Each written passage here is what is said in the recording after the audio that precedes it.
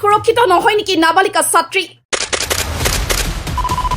Attention অসমৰ শিক্ষামন্ত্ৰী doctor Ranoj Pegu ডাঙৰীয়া, আপোনাৰ শিক্ষা বিভাগত চলিছে কি খবৰ ৰাখিছেনে মহাদেউ ডাঙৰীয়া?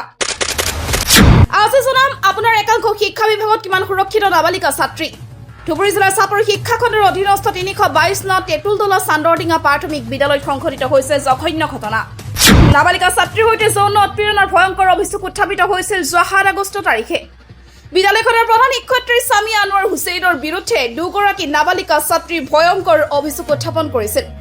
অভিযোগ উত্থাপন কৰাৰ পিছতে সামাজিক মাধ্যমত বাতৰি সম্প্ৰচাৰিত হৈছিল। বাতৰি সম্প্ৰচাৰ হোৱাৰ পিছতো কিয় নীৰৱ আৰক্ষী প্ৰশাসন আৰু শিক্ষা বিভাগ? প্ৰধান শিক্ষয়িত্ৰীগৰাকী বিদ্যালয়ত নিয়মীয়াকৈ উপস্থিত নথকাৰ সুযোগ লৈ তেওঁৰ সামিয়া আনোৱাৰ হুছেইনে অকৰ্তৃত্বশীলভাৱে বিদ্যালয়খনলৈ অহা যোৱা কৰিছিল।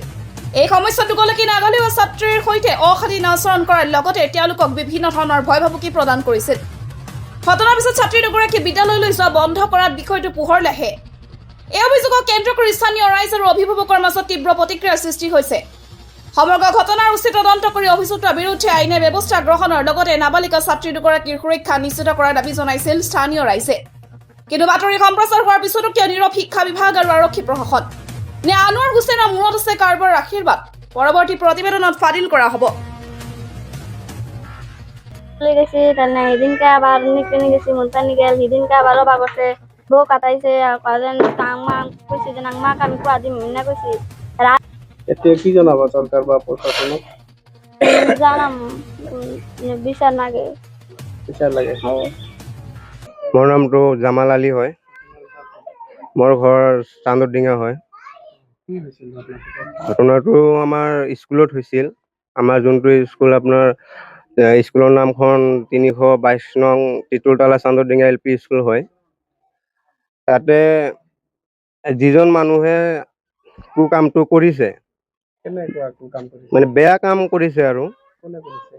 যিজন মানুহ আমাৰ স্কুলৰ টিচাৰো নহয়, তাৰ ৱাইফে বাইদেউ হয়, কিন্তু তাই এনে আমাৰ গাঁৱৰ পৰা যাই কেনে এনে বেয়া বেয়া কাম কৰিব যায় আৰু এনেকুৱা পৰিৱেশ কৰিছে আমাৰ এই স্কুলখনত। বেয়া কাম আমাৰ প্ৰথমতে আপোনাৰ 15-16 দিন হৈছে আৰু হয়, ইমান দিন হৈছে বুলি আমি জানিছো। এনে আমি জানামতে বুকুত হাত দিছে। বুকুত হাত দিছে আমাৰ, তথাপিও মোৰ চিষ্টাৰ হয় আৰু এটা আমাৰ জেঠিৰ ছোৱালী হয়। ছোৱালীবিলাকৰ বয়স কিমান হ'ব? বয়সটো আপোনাৰ 11 বছৰ হ'ব। 11 বছৰ 12 বছৰ হ'ব। ছোৱালীবিলাক কি হয় আপোনাৰ? মোৰ এটা চিষ্টাৰ হয়, মোৰ সৰু ভণ্টি, আৰু এটা জেঠিৰ ছোৱালী। আপোনাৰ গাঁওখনৰ নাম কি? গাঁওখনৰ নাম চান্দৰডিঙা হয়। ইয়াৰে মানুহ। এতিয়া কি জনাব? এতিয়া জনাম আৰু যি কামটো হৈছে আৰু এইখিনি আমাৰ CM ছাৰক আহ্বান জনাওঁ যাতে বিচাৰটো ভালদৰে কৰে আৰু ঘটনাটো চান্দরডিঙ্গা LP স্কুল 22 নং চান্দরডিঙ্গা তে ঘটনা মানে পোলাপানগুলা স্কুলে যায় আইসা খালি আমার 2 দিন কইলো যে এরকম এরকম কথা এই আনার যে আঙ্গের বুকুত হাত দেয় কে হাত দেখে আনার কিন্তু মাস্টার না আনার আমার ভাগিন হয়।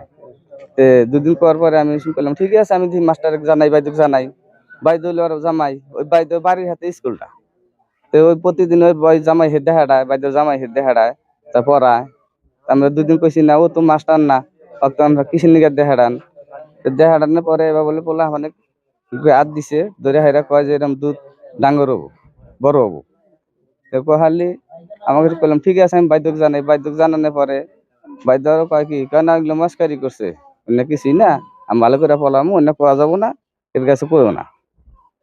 আমরা সুমকা রাইজে কইলাম যে না ঠিক আছে তাহলে যদি পোলাহানে ওইরকম বয় পোলাহান স্কুলে যাবার দিছে আমরা স্কুলে পড়বো না এরকম। এইটা মোটামুটি এখন 2 মাস 3 মাস আগের থেকে এটা আরম্ভ করছে। এই কথা কি নাকি প্রধান শিক্ষক বলেছে? হ্যাঁ জানাইছি। হে কইছে যে না এনে মস্কারি করছে না কোনো কিছু হবো না পোলাহান মানুষ না মস্কারি করছে।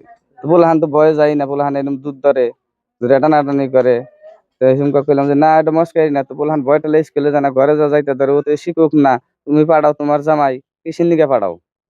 এই কথা কি নিয়ে উপর ভিত্তি করে সরকার বা পুলিশ প্রশাসন কি জানাবে? যে আমার একটাই কথা এই মাস্টারটো আমার পরিষ্কার এই হাঁকা দেওয়া লাগে, হ্যাঁ পরিষ্কার করা লাগে।